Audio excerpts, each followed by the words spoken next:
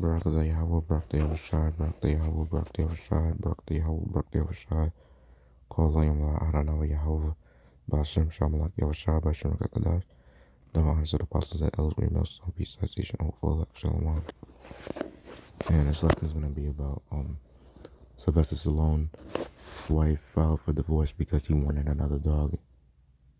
And they said,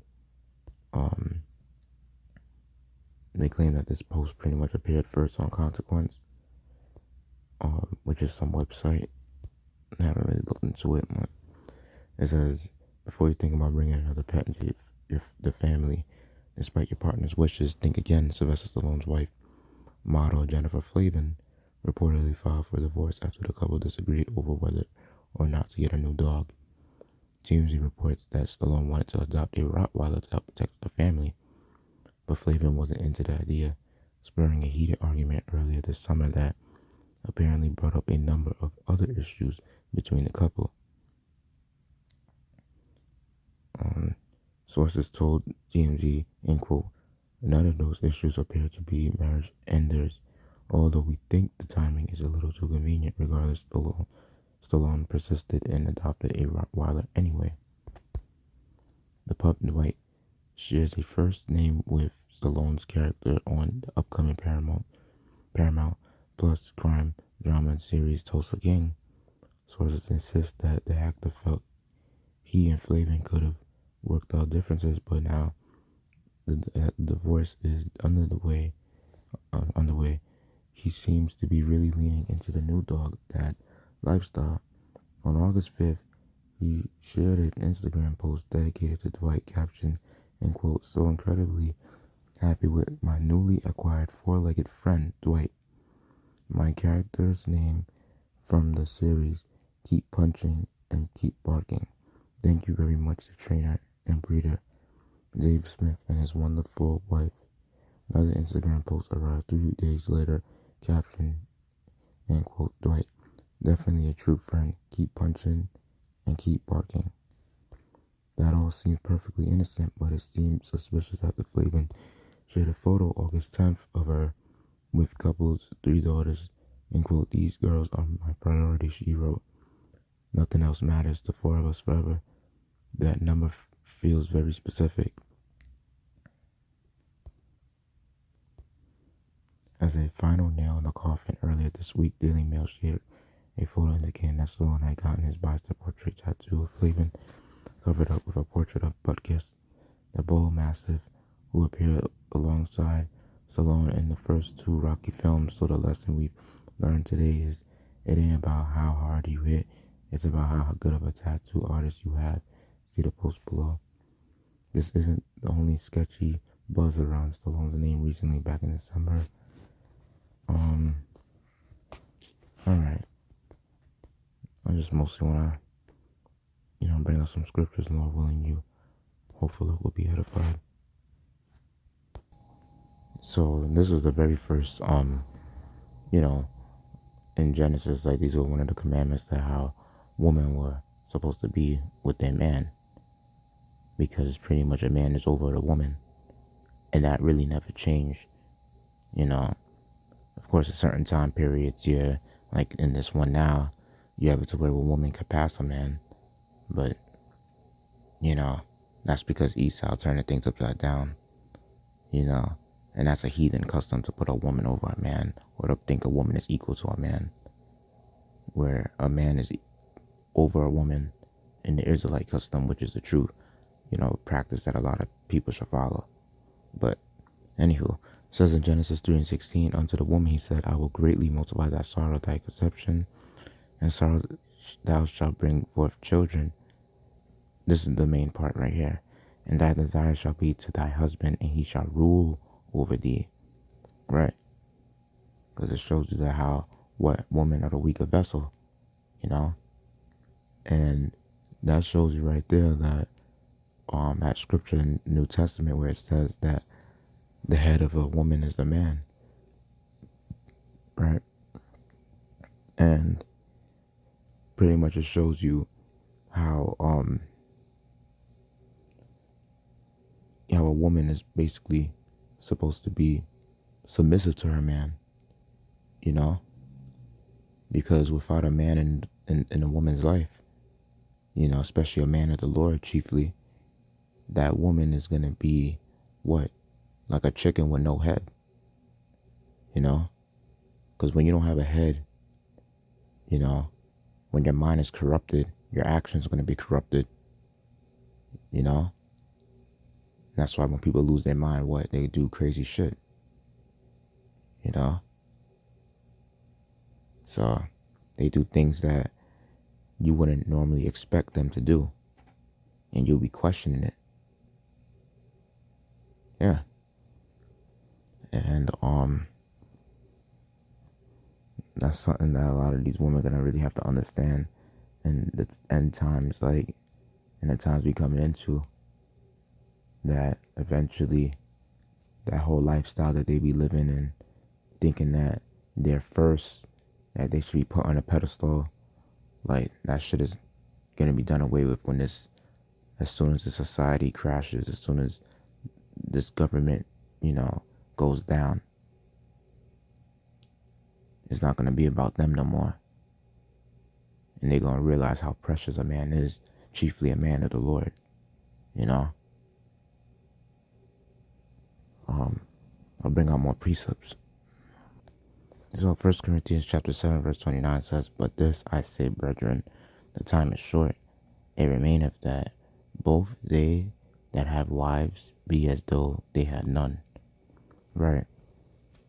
And that really goes to show you how, you know, no matter how much woman that you know, get with or so, you know, they're not really your true wife. Because more than likely, before you met the woman, she already laid with how many men? Sometimes you wouldn't be surprised if almost all the fingers of your hands, of both of your hands, go up. You know what I'm saying? Just to count their body counts. You know, count how many men they've dated. And most likely they dated the men they more than likely 8 or to 9 times out of 10 got popped by the men. Especially in the age of high school, you know, or even sometimes in middle school, you know. Knowing this whole, you know, this whole sneaky link type of, you know, that type of term that they do use to like mention how they go out, you know, and sneak into their boyfriend or their girlfriend's home and pretty much end up, you know, having sex and shit without like the parents knowing or whatever, you know, shit like that. And pretty much like that term is usually used when a woman is out there pretty much like she knowing damn well she got a boyfriend or a husband or so, which if a man pops you as a woman, you're pretty much considered as his wife in the spirit, you know, according to the scriptures, because sex is marriage. But like basically she's married and she's out there, you know, basically behind her husband's back being adulterous, you know, on the low. That's what you would call pretty much like a sneaky link, and linking with somebody else that is not married to her to pretty much you know, commit adultery. And that's the problem with a lot of these women nowadays. So these celebrities, they face that humiliation too, knowing even though they got all this money and they can't please the woman that they with, their women still want more. Their women still cheat on them. And how much money, how much they have done for that woman. And that really goes to show you that the real way to dissatisfy a woman is by you continuously pleasing her. You know? These women don't deserve to have you basically in a servant position, giving her basically your blood, sweat, and tears of hard work, of basically buying her everything she desperately wants, you know? That's wicked right there. A woman is not supposed to be in that position anyway. That's why it feels like, honestly, with the way society is and the way the marriage system is, the ways of this world is completely contrary to how Bashim Yashai intended it to be. Because if anything, it's all about the man, honestly. And it's whatever he says that goes, you know? It's not what the woman say and that goes. Nah, it's not about the woman, you know? And to be honest, whatever Sylvester Stallone, he wanted to have an extra dog, he could have, you know? That woman should have went along with what he said. Because at the end of the day, he's the man. So it shows you right there that even in the time period that we're in, with all this high divorce rates skyrocketing and you got marriage declining, people are realizing that marriage is useless and it's pathetic because of the simple fact that these women are, their mindsets are like black holes that you can't satisfy them. No matter what you give them, they always want more. And they still have the likelihood of cheating behind your back, knowing damn well you working, like 2 or 3 jobs, or even if you're getting paid good, you got businesses you own and shit like that, and she still want to, commit some level of a violation against you by allowing another man to trespass on your property, which is the woman, because she's considered to be property. That's what scriptures say in Ecclesiasticus, I think it's in 26, marvel not if she trespass against thee. Yeah. Because if she commits adultery, don't be surprised. This is the type of life that we're living in. Is scriptures say this is a adulterous generation. This whole hookup culture is completely wicked. Like I said, by the time you get with a woman, she already got multiple spirits on her. She got other men she dealt with, and then you got to deal with all those demons.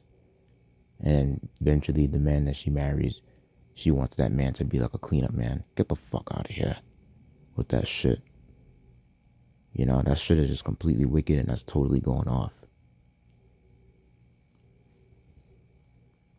That's why the majority of these Babylonianized women, these American women, they're not going to make it. Majority of them will die here in America. It's sad to even say that you don't even feel like you have a woman.